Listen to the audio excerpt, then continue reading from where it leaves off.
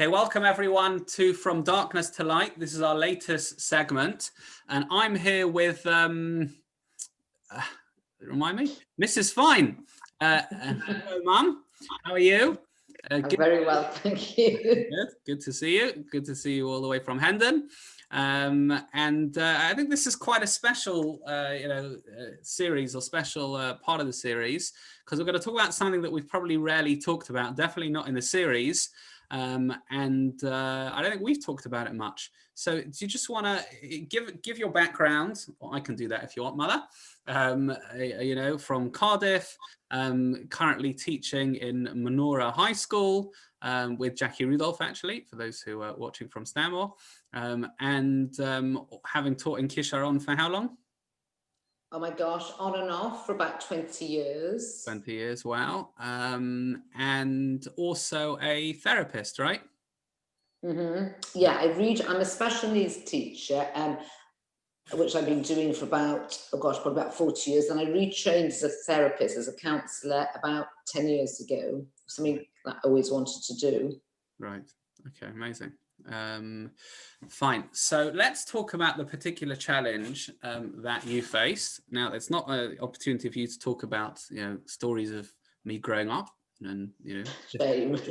Sorry. I guess talk about the particular challenge that preceded me, because officially I'm the firstborn, right? Mm-hmm. Tax purposes. No, I'm joking. For officially, I'm the firstborn, but there were kind of two before me almost. So just want to talk about that. Talk about the challenge and exactly what happened, if that's okay. So it was interesting. So when you called me up yesterday and you said sort of how to deal with anxieties and stress and everything, challenges, I kind of thought it was a general thing. And then you sort of said, oh, the miscarriages. And the miscarriages happened when you're 35, so I guess 36 years ago. And I kind of, like everything in your life, I thought it would pass, but I guess when you mentioned it, it kind of did take me back to that time and kind of how I felt, which I guess everything that happens to us in our lives, all the challenges, they do kind of remain with us in some form without sort of us realizing, either consciously or subconsciously. Okay, so I was quite young-ish when I had my first miscarriage. I was a bit naive as well, so I didn't actually know what it was. I didn't know what was happening to me. I didn't sort of know what's happening to the body. I went to the doctor, I went to the specialist, and they said it was a miscarriage. And then after my second one, which was about 15 weeks, the doctor suggested I go have tests, and I did. And he said there was something wrong with the womb. I probably wouldn't be able to have any kids. So that kind of freaked me out. So I guess that was the first really anxious moment. Now, how did I deal with that? Well, I guess I was actually I don't know if I dealt with it quite well, because I was actually kind of quite stunned, because somebody sort of says something to you and immediately you think, okay, that's the only option. You don't have any options. And then when you sort of maybe talk to people about it, or maybe sort of think about what the guy said, then you say, well, hang on a second, maybe I do have options. Maybe he's not correct. Which, thank God, he wasn't, as proof, sitting interviewing me in front of me. So I guess that is the first thing, just to sort of, when we hear something that's sort of almost like a hammer blow, just think about it and think, well, hang on a second, take stock, take a deep breath and think, well, is there anything maybe I can do? Is there anything, maybe anyone I can speak to, rather than sort of, I guess, ingesting all of it and think that that's it. Right. And I guess, look, in some cases, the verdict, so to speak, will be able to be turned around, and in some it might not be so likely, but there's always something that someone can do. Even if it's not going to change the outcome, it can definitely change perspective on the outcome. And I guess we can head towards that. Now you are a therapist, as you've described beforehand.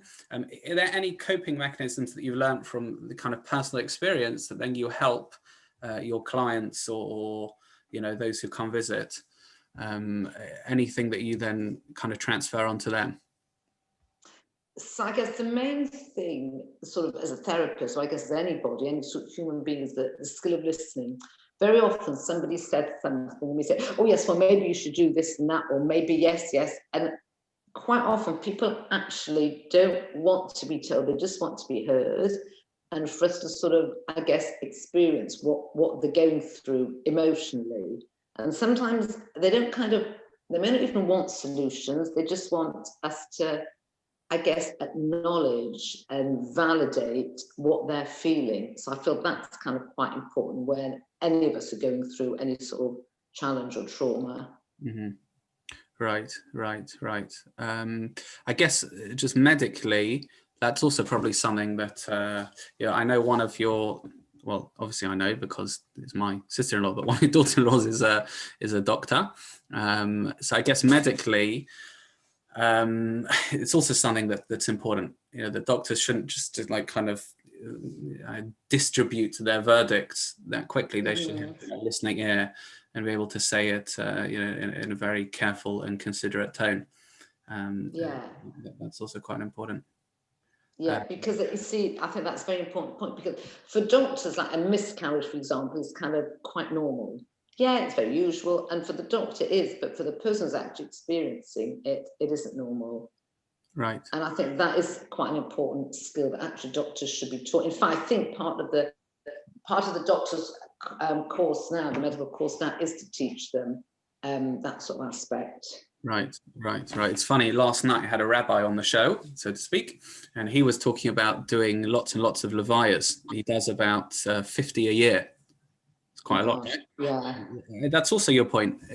For him, a levaya is one of 50 a year, although of course he doesn't kind of approach it like that, but it happens to be statistically it is that. But nevertheless, for each person, it's their individual mother or father who's passed away, or got a brother, sister, son, daughter, etc. That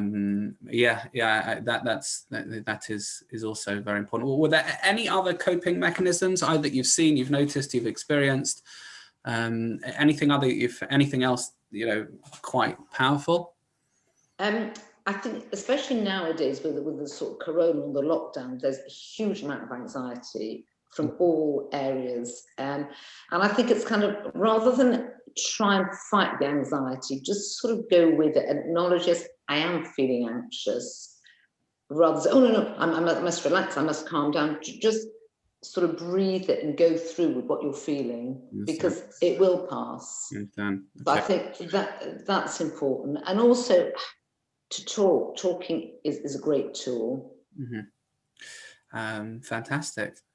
Okay, I think we're actually coming to the end of this segment, and there's just shame. I know, but don't worry, Mother. There's just enough time to tell the audience. Don't worry, we'll get to the bit soon. There's just enough time to tell the audience two very. I've got all the baby photographs out, Daniel. Mother, please. There's just enough time. Actually, the baby photos are quite clean, relatively speaking. Just enough time to tell the audience two very important things. Firstly, that you're proud that one of your children became a rabbi in the end, despite various conversations to the contrary. Yeah, very proud. Yeah. Very nice. And number two, you don't need to say it out loud. You can whisper it about me being your favorite child. Just quickly, Okay. I think we'll pass on that one. Right. Okay. Fine. All right. Look, thank you very much for joining us. We appreciate it. Please God, lots of simcha and lots of only good. And we look forward to properly coming to visit you. Please God. Whenever that will be. In the old house.